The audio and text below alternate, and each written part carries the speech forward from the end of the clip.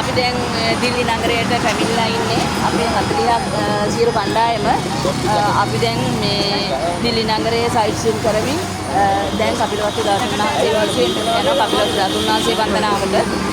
ඊට පස්සේ ශාස්ත්‍රපති භවන් පාර්ලිමේන්තු ඒ ටික ඔක්කොම දැන් බලලා ඉවරයි. දැන් අපි අග්‍රාවලට යන්න තමයි මේ කෞතුකාගාරට යන්නේ ධාතුන් වහන්සේ වන්දනයට.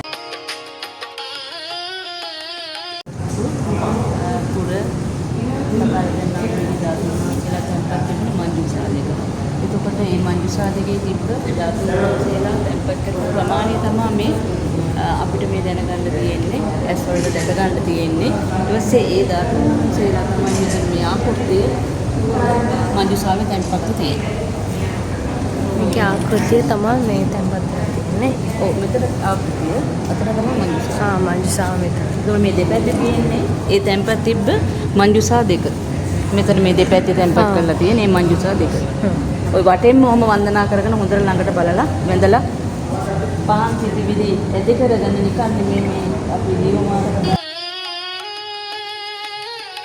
වෙනවා 12 මහා ජනපද අංගමගද කාශි කෝසල වත්ස අවන්ති ආදී වශයෙන් 12 මහා ජනපද. ඒ කියන්නේ 16ක් රාජ්‍ය වේදාගෙන රජවරු රාජ්‍ය පාලනය කරපු බව ඉතිහාසයේ ඉන්දියන් ඉතිහාසයේ සඳහන් කරනවා.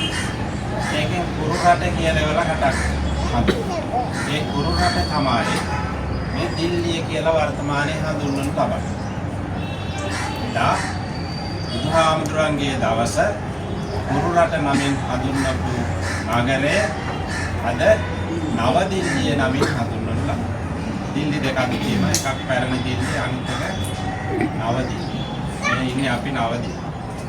ඒකට එහිදී අපිට හම් වෙන වැදගත්ම දේ තමයි බුදුහාමුදුරෝ සතිපට්ඨාන සූත්‍රය දේශනා කරලා තියෙන බව සඳහන්. ඒ සතිපට්ඨාන සූත්‍රය තමයි මලකෙවල් වල එහෙම එකක් ඉතෝ ඇහිලා තියෙන හාමුදුරුවෝ කෙනෙක් අපවත් වුණාන් පස්සේ දාලා තියෙන ඇහිලා තියෙනවද? මේ දේශනා කරපු ස්ථානයේ තියෙන සෙල්ලිපේ තමයි මේ තියෙන්නේ. දවසේදී බුදුහාමුදුරුවෝ මෙතන වැඩ ඉඳලා